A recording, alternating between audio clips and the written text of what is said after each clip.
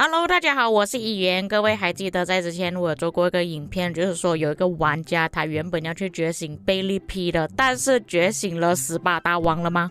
那么没有想到前阵子又发生了同样的事情。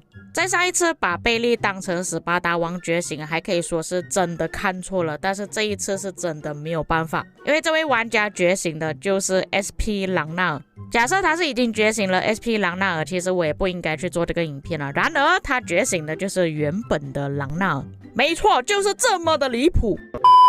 事情的经过是在11月13日的时候，有一位玩家就分享了报告。因为是新统帅的关系啊，所以有比较多的玩家关心说，这个统帅到底强不强，也是想要看那个报告到底表现的怎么样。那可以看到，当他发布这个图片的时候是在凌晨1点，也就是距离转盘出现之后的1个小时。但是当他的队友点进去报告里面查看的时候，才发现到有一点不对劲。他觉醒的朗纳尔居然是原版的朗纳尔，并不是 SP 版本的。因为新的版本是有戴上头盔的，这个原版的是没有头盔的。再看了他的技能，也可以更加确认了，就是原版了。所以他的朋友就跳出来说，你觉醒错了吧，不是这位统帅，还专门截图给他看。这个时候这个玩家才反应过来，原来不是这位统帅，完蛋了，他觉醒错的统帅了。然后他的朋友就开始嘲笑他，他真的是眼睛花了，去觉醒了一个 K1 的统帅。然后大家就开始去嘲笑他。那他本人这里是说他想要退游了，但实际上有没有退游我就不知道了。那当然的，我也不确定这个故事到底是真还是假的。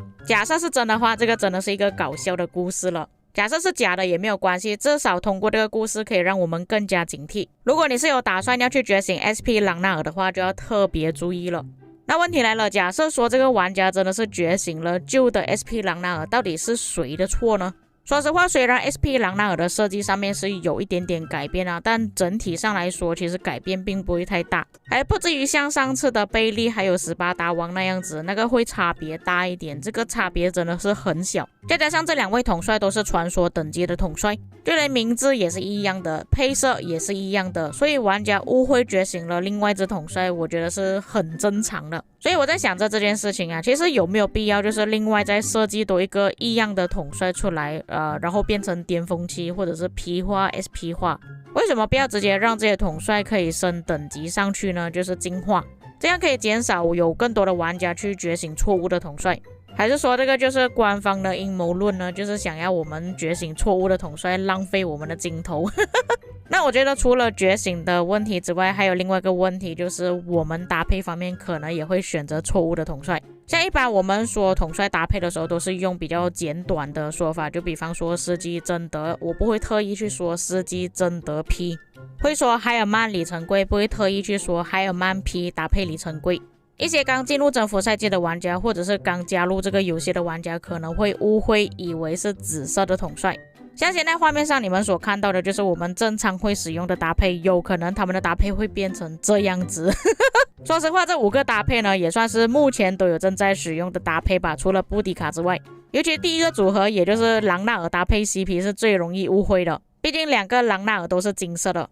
接着司机贞德就会选择紫色的贞德，布迪卡诸葛亮就会选择紫色的布迪卡，项羽贝利就会选择紫色的贝利，海尔曼里程柜就会选择紫色的海尔曼。那你们不要以为这个事情不会发生，我是真的有看到有一些玩家是这样子搭配出去的。那说实话，除了朗纳尔之外，其他的统帅 P 化之后，他们的紫色跟金色版本画风是真的有点差别，就是说从外貌上还是可以区分得出来的，但是如果只是通过名字的话，有可能玩家会误会。所以我觉得官方如果之后打算推出一些 P 化的统帅，可能要增加一些措施吧，避免玩家会觉醒错误的统帅。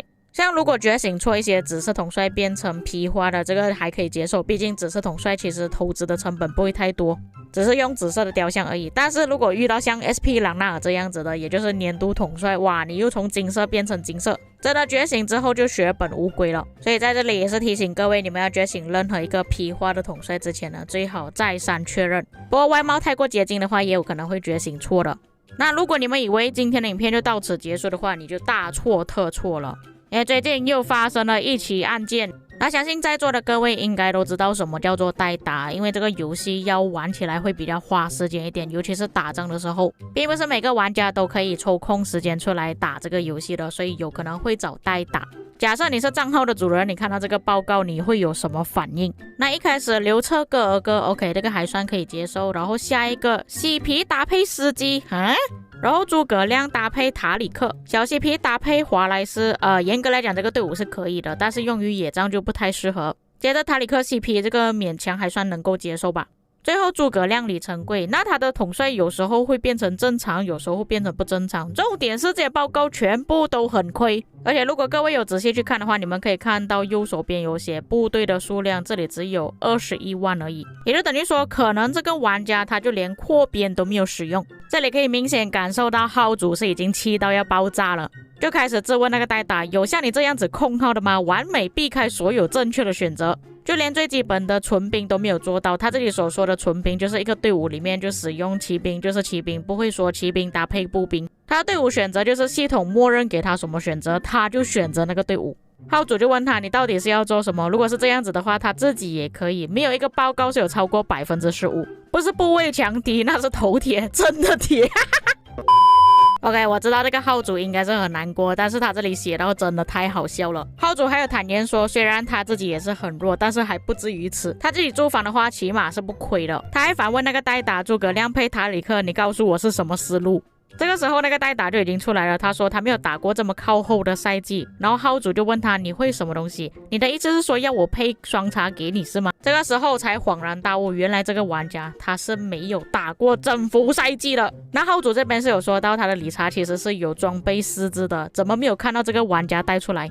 代打就说征服赛季太后面了，他习惯是用查理马特配皮洛士，还说号主的皮洛士没有觉醒。你们看号主的反应，我感觉号主都想要杀掉他了。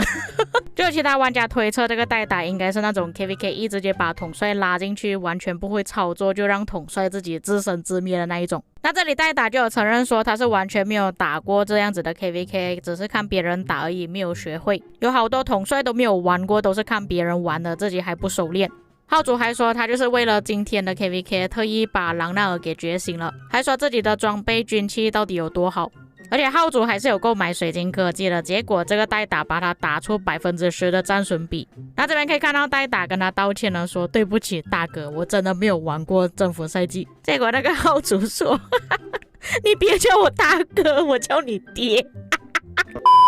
后面号主就有说到他是信任他，所以把账号交给他，希望他把账号可以打上去，可以拿到更多的击杀。还说自己的野战也是不太好，只会驻防，一直都是步兵。今天国王也是下了命令，说没有打到1个亿的就要滚蛋。号主就想着说代打可能可以帮他打7000到8000万左右的击杀，至少可以跟国王交代。结果他一个晚上全部都是这样子的报告，就连1000万击杀都没有。现在他还能不能留在王国都是个问题。代打的诸葛亮塔里克 CP 司机真的是服得让他五体投地，而且最后这个号主真的是太令人感动了，他还把钱交给这个代打。那么事情的经过就是这样子啦，还有一些比较无聊的对话我就没有放出来。最后这个代打是有写了一封道歉信啊，但是我看到道歉信里面的内容其实有点像 AI 写的但是这个邮件太长了，我也不要一个字一个字慢慢去念了。总而言之就是这个代打在跟号主道歉就对了。这里我也是准备了一个英文版本，我有些观众是不会中文的，所以这个故事也是告诉我们，如果你们要找代打的话不是不可以，但是你要信得过那个代打，要确保那个代打是真的会玩这个游戏的。大多数的玩家都是会找主播帮忙代打，因为主播的操作其实大家都可以看到，也是有全程直播录像，至少号主看到会比较安心一点。像他们这种就随便去找的代打，有可能不知道他表现怎么样，会很容易发生像今天这样子的事情。以上就是本期内容，至于各位在看了今天的影片之后有什么感想，可以在评论区给我知道。我们下个影片再见。